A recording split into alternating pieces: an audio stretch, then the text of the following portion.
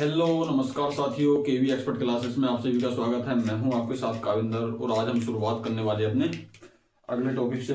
जैसे कि हमने पिछली क्लास में आपसे बताया था कि हमारा जो आज का जो लेक्चर है वो एक्सोक्राइन ग्लैंड पर होने वाला है और जो है हमारा जो है एंडोक्राइन ग्लैंड पर जो है हमने लगभग सारी ग्लैंड जो है कंप्लीट कर ली थी।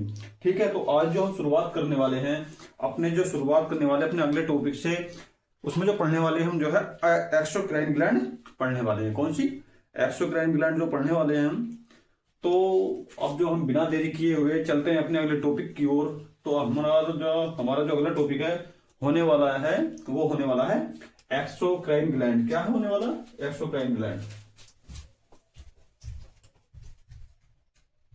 तो मेरे साथियों, मेरे मित्रों, ठीक है, तो मैंने आपको बता ही दिया था कि हमारे जो एंडोक्राइन ग्लैंड में जो है क्या होता है और एक्सोक्राइन ग्लैंड में क्या होता है। ठीक है, तो हमारी जो एंडोक्राइन ग्लैंड्स हैं तो वो जो है अंतःस्रावी ग्रंथि है। क्या है? अंतःस्रावी ग्रंथि है। ठीक है, नॉन डक्टेबल ग्लैंड से। क्या है वो? Non ductable gland. मतलब जो है एंडोक्राइन जो है, मैंने आपको बताई थी कि हमारी जो बॉडी में है, हमारी जो बॉडी में 3 प्रकार की ग्लैंड्स पाई जाती है। कितने प्रकार की? 3 प्रकार की ग्लैंड्स पाई जाती हैं। हमारी जो बॉडी में पाई जाती है ग्रंथि 3 प्रकार की पाई जाती हैं। पहली जो बताई थी वो बताई थी हमने एंडोक्राइन ग्लैंड्स। Endocrine glands. दूसरी है एक्सोक्राइन।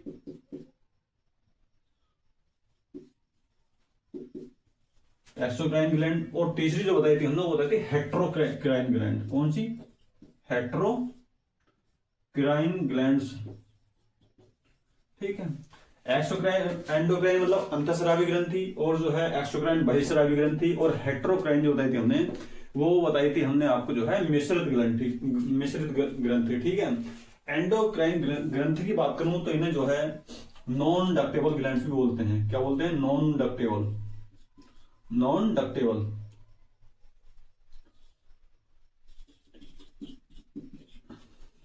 नॉन डक्टेबल मतलब नॉन डक्टेबल का मतलब है कि मतलब नलिका विहीन। ठीक है, क्या? नलिका विहीन ग्रंथि। नलिका विहीन ग्रंथि। नलिका विहीन ग्रंथि। ठीक है, और जो है एक्सोक्राइन ग्रंथि को बोलते हैं डक्टेबल ग्लैंड्स। क्या बोलते हैं? Ductable glands. नलिका युक्त ग्रंथि। क्या बोलते हैं इसको? नलिका युक्त। नलिका युक्त ग्रंथि। ठीक। और हेट्रोक्राइन मतलब अंतःस्रावी ग्रंथि, सॉरी मिश्रित ग्रंथि। क्या बोलते हैं इसको? मिश्रित। इसको बोलते हैं हम मिश्रित ग्रंथि। ठीक है बेटा। यदि मैं इसके जो है नलिका विहीन ग्रंथि की बात करूं तो ये जो है एंडोक्राइन ग्रंथि है। लगभग हमने जो है इस पर जो है सभी ग्रंथियों पर जो हमने अपने टॉपिक जो है कंप्लीट कर चुके हैं। ठीक है, लेकिन इसमें जो थोड़ा सा मैं आपको आपकी जानकारी के लिए बता दूं कि एंडोक्राइन ग्रंथि जो है ये जो हमारे जो अपना जो स्राव करती है वो ये हार्मोन स्रावित करती है। क्या करती है? हार्मोन छोड़ती है। क्या छोड़ती है? ये हार्मोन्स को स्राव करती हैं और ये जो है ये एंजाइम का स्राव करती हैं। ठीक है, इनमें जो है एक छोटा सा कॉमन जो है डिफरेंस है। ये हार्मोन्स को स्राव करती हैं, ये क्या करती है? ये हार्मोन छोड़ती हैं और ये एंजाइम छोड़ती हैं। क्या छोड़ती हैं? ये एंजाइम को स्राव करती है। ठीक है, और ये जो मिश्रित ग्रंथि जो है ये है अग्नाशय पैनक्रियाज। ठीक है, ये जो है दोनों तरह का काम करता है। ये जो कभी कभी ऐसा होता है कि कभी कभी ये अपना जो स्राव करता है ये जो है डक्टों में भी करता है और जो है ये शरीर के बाहरी हिस्से में भी करता है। ठीक, जैसा कि एंडोक्राइन जो ग्रंथि है ये जो अपना स्राव करती है, अपने हार्मोन्स का जो स्राव करती है सीधे रुधिर में छोड़ती है। कहाँ? सीधे रुधिर में छोड़ती है। फॉर एग्जाम्पल, यदि मैं एग्जाम्पल की बात करूं यहाँ पर, तो जैसे कि हमारी बॉडी में जो नसें हैं, क्या ये डक्ट है। ठीक है, इंग्लिश में डक्ट बोलते हैं इसको, नसों को, जिसमें जो हमारा रुधिर जो है परिसंचरण करता है। ठीक है, यदि मैं यहाँ पर जो इसके एग्जाम्पल की बात करूं तो ये जो हमारे जो रुधिर नलिका है, ठीक है, तो हमारे जो एंडोक्राइन ग्लैंड्स जो होती हैं वो जो है यहाँ पर होती है। कहाँ पर? ये रुधिर नलिकाओं के बिल्कुल जस्ट ऊपर लगी हुई होती है। तो ये हार्मोन्स का जो स्राव करती है वो सीधे कहाँ करती है? ये रुधिर में करती है। कहाँ पर? ये रुधिर में करती है। इनमें जो है कोई भी नलिका नहीं होती, सीधे डायरेक्ट कहाँ? रुधिर में करती है।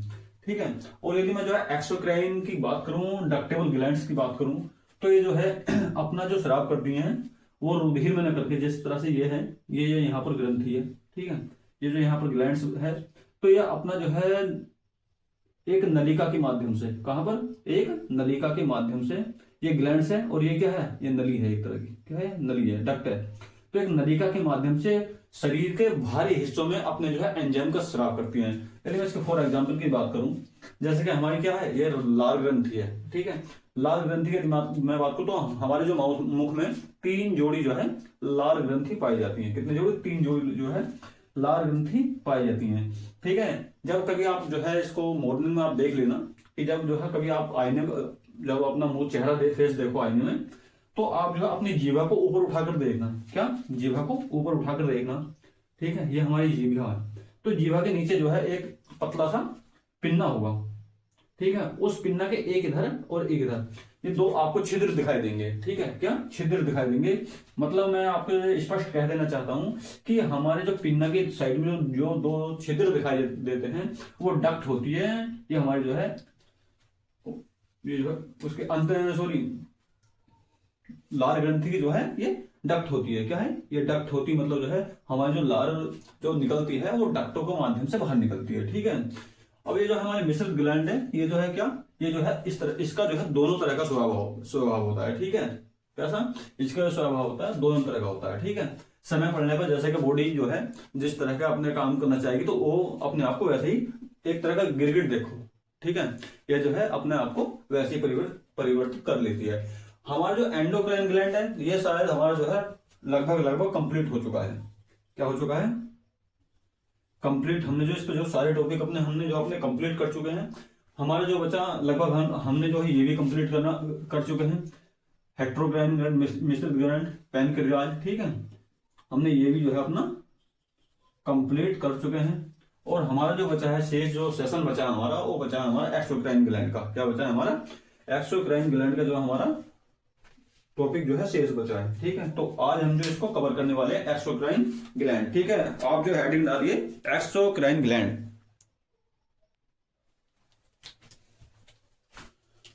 तो अब जो हम करने वाले हैं अपनी कौन सी ग्लैंड से शुरुआत करने वाले हैं, हम करने वाले हैं एक्सोक्राइन ग्लैंड के बारे में बात, ठीक है।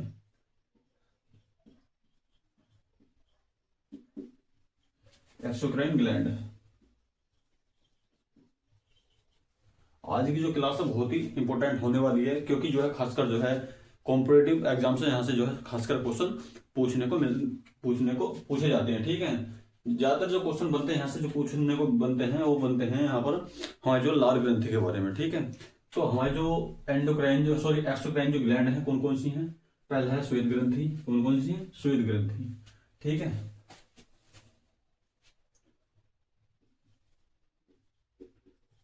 श्वेत ग्रंथि, ठीक,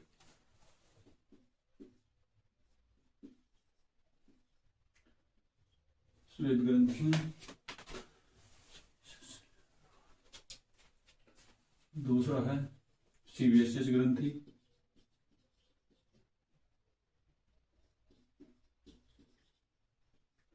तीसरा है लार ग्रंथि, और हमारा जो चौथा है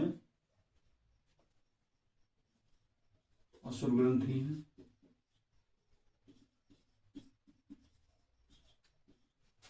नेक्स्ट है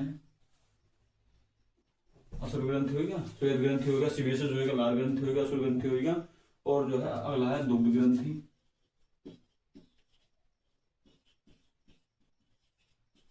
ठीक। नेक्स्ट है हमारा, नेक्स्ट क्या है हमारा, एक कौन सी है हमारा जो है, एक जो है वो है यकृत, लीवर, क्या है, यकृत, ठीक है।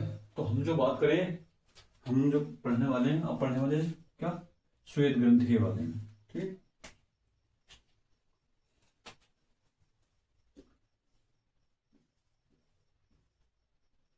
श्वेत ग्रंथि, यदि मैं इसके जो श्वेत ग्रंथि की बात करूं, जो ये जो है हमारे जो पूरी बॉडी में पाई जाती है, क्या, ये जो श्वेत ग्रंथि है, मतलब जो है जो हमारे पसीना जो निकलता है श्वेत ग्रंथि के माध्यम से निकलता है, ठीक है।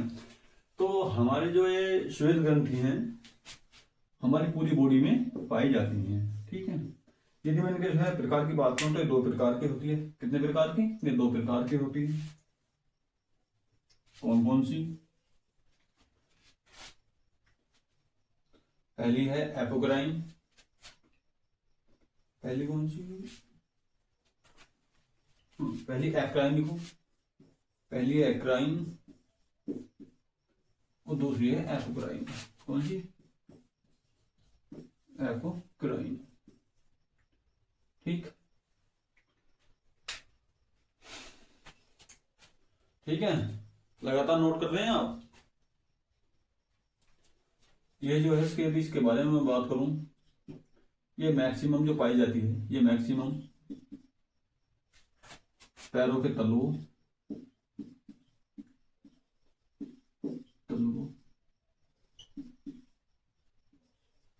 तलुओं में, पैरों के तलुओं में, पैरों के तलुओं तथा हथेलियों में पाई जाती है। कहां पर?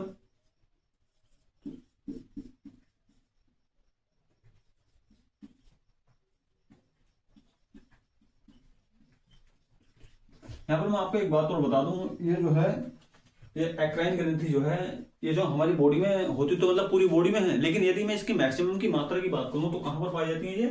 ये मैक्सिमम जो है पैरों के तलुओं तथा हथेलियों में पाई जाती है। ठीक है, पूरी बॉडी में पाई जाती है, लेकिन मैक्सिमम मात्रा की बात करूं तो कि ये कहां पर ज्यादातर पाई जाती है, तो कहां पर पाई जाती है? ये मैक्सिमम जो पैरों के तलुओं तथा हथेलियों में पाई जाती है। यदि मैं एपोक्राइन की बात करूं, जो एपोक्राइन जो ग्लैंड है, ये जो मैक्सिमम, ये मैक्सिमम कहां पर पाई जाती है? बगल में, कहां पर पाई जाती है?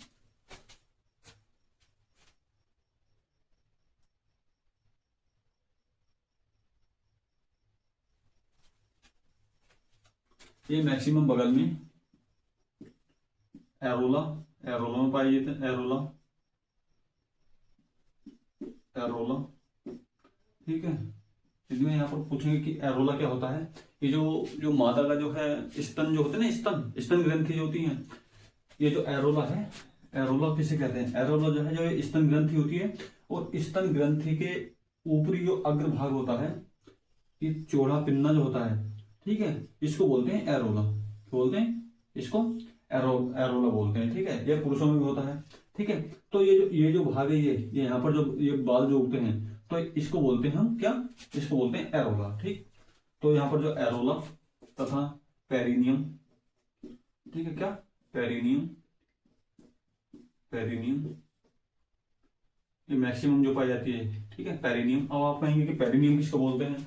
ये पेरिनियम जो होता है, ठीक ठीक ठीक है, तो मादा जननांग जो होते हैं, क्या? ठीक है, ठीक है, क्या? मादा जननांग। देखिए, ये जो है गुदा द्वार, गुदा द्वार, गुदा द्वार तथा गुदा द्वार तथा योनि, योनि के मध्य भाग को, के मध्य भाग को क्या बोलते हैं? पेरिनियम बोलते हैं। क्या कहते हैं उसको? पेरिनियम,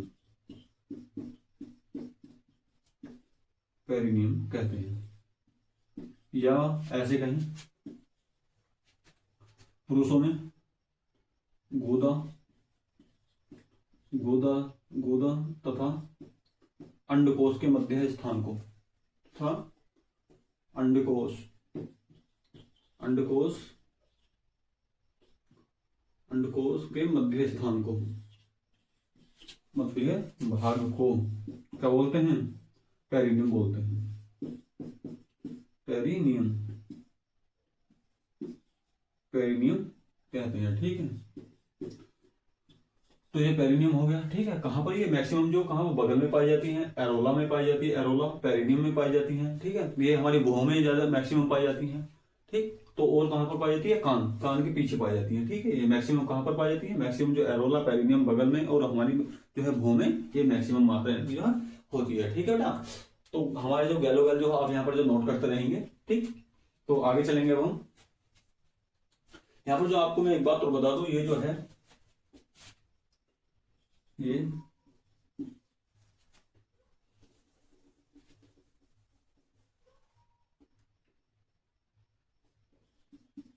ये साफ स्वेद का स्राव करती है।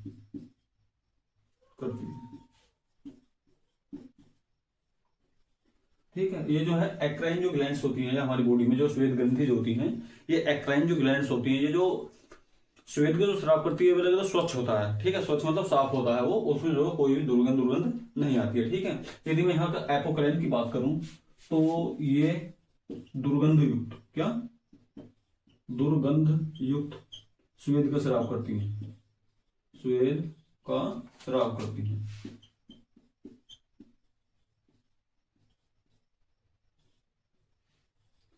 ठीक है बेटा, ये दुर्गंध युक्त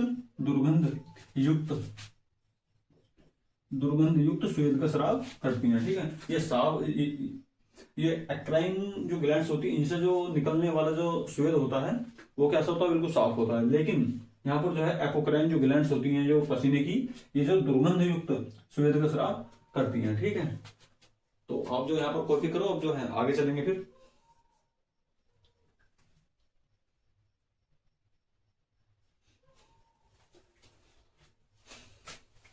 एक छोटी सी बात लिखना चाहो लिख लो, ये आकार में बड़ी होती हैं, सॉरी, यदि मैं इसके आकार की बात करूं, इनका आकार छोटा होता है।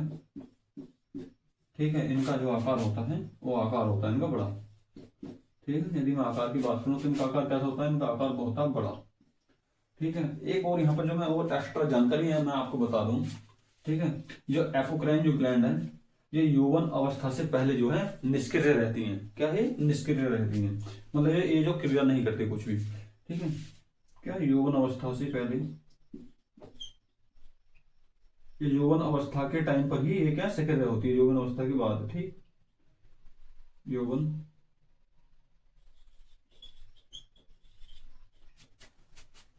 से पहले ये निष्क्रिय रहती हैं, ये निष्क्रिय रहती हैं।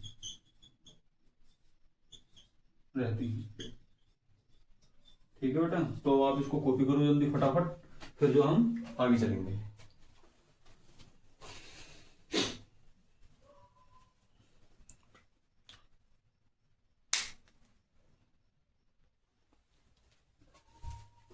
ठीक है बेटा, कॉपी कर लिया। अब मैं यहाँ पर जो पसीने के दिन में कार्य की बात करूँ कि हमारे जो शरीर में जो है क्या क्या काम करता है। ठीक है, तो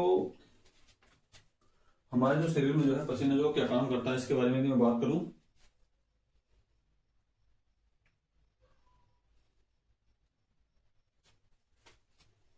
ठीक, तो यदि मैं ग्लैंड्स की बात करूं तो यहां पर जो है,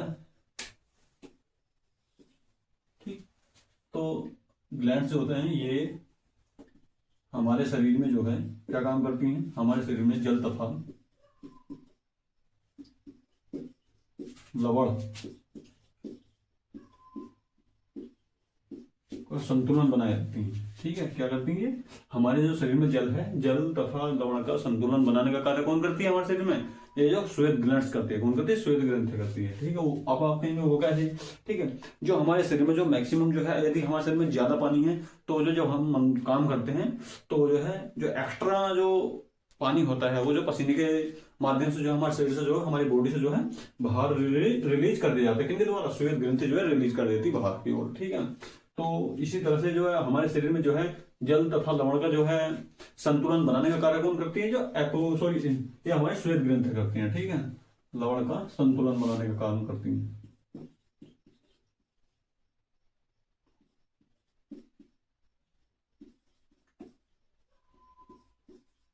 बनाती हैं। ठीक है बेटा, यदि मैं इसका अगले और बात करूं तो हमारा जो पसीना होता है ये, ठीक है ना, पसीना जो होता है, पसीना हमारे शरीर में क्या काम करता है, हमारे शरीर में जो तापमान टेम्परेचर को जो कंट्रोल करता है, वो हमारे शरीर में जो टेम्परेचर कंट्रोल करने का काम कौन करता है हमारे शरीर में, वो स्वेद ही करता है। ठीक है, पसीना, पसीना कह दो, स्वेद कह दो, पसीना हमारे शरीर में, हमारे शरीर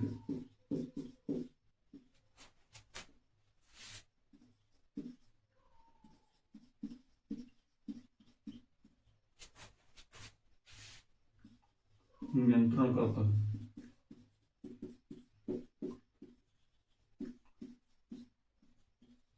ठीक है बेटा। तो हमारे शरीर में जो तापमान नियंत्रण का कार्य कौन करता है, वो भी जो है स्वेद ही करता है। ठीक है।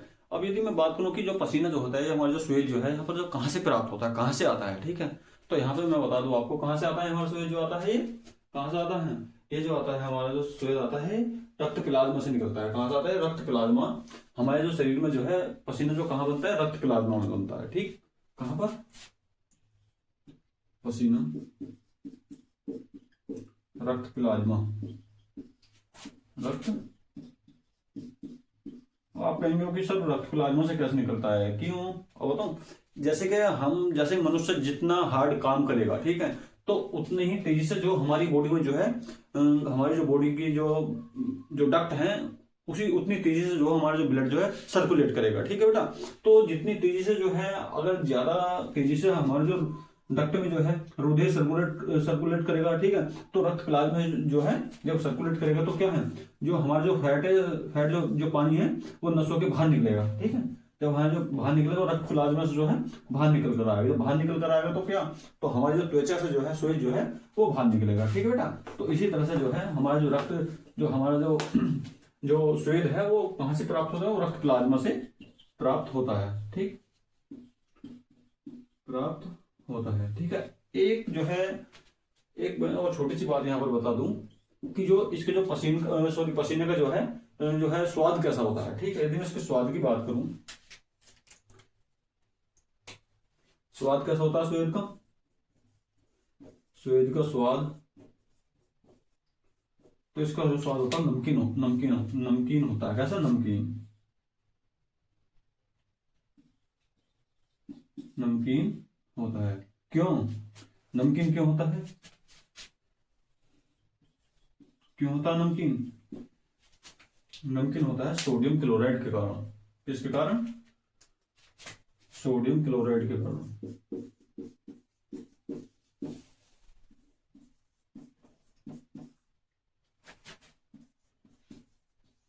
सोडियम क्लोराइड के कारण। ठीक है बेटा।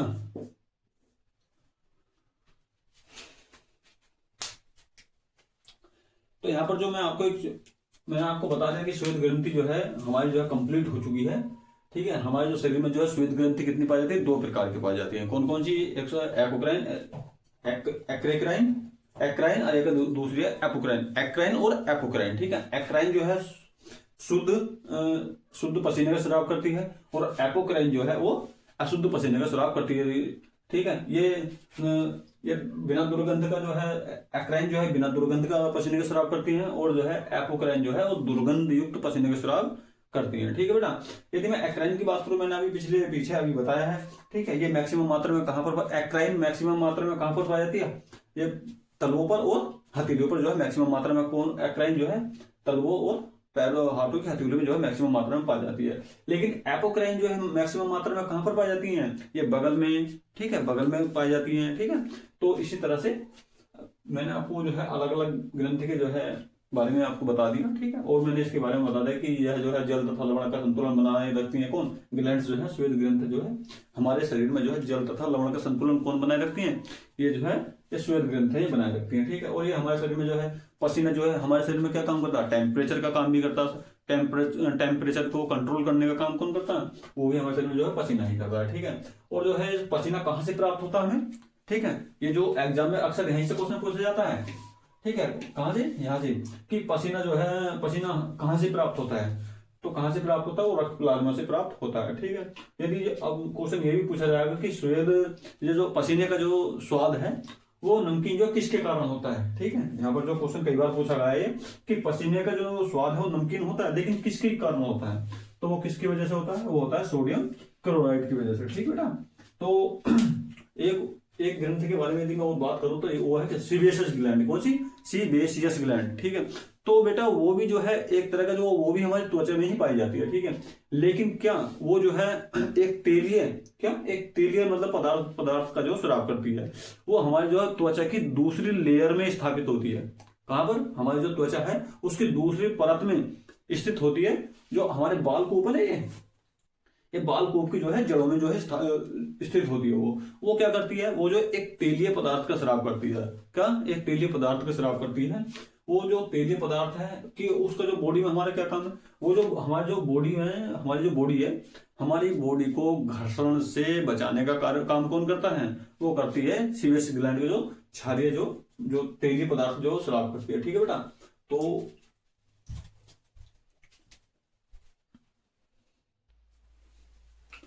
तो बेटा आपने कॉपी कर लिया।